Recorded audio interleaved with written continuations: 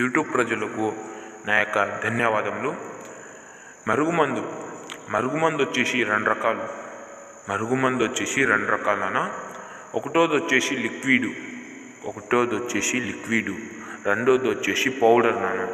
ఇది లిక్విడ్ బట్టలకు, చెప్పులకు, తలకు, వంటికి, శరీర ఏ భాగానికైనా రాయొచ్చు నాన్న.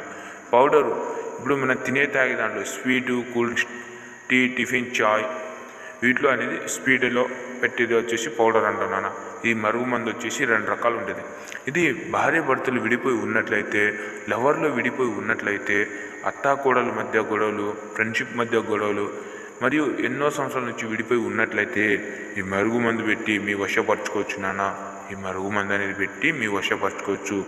మరియు దీనితో పాటు వశీకరణ పూజ, మరుగుమందు పెట్టే ఛాన్స్ లేకపోతే వశీకరణ పూజ చేసి మీ వశపరచుకోవచ్చు. 100% గ్యారెంటీ ఇవ్వబడను.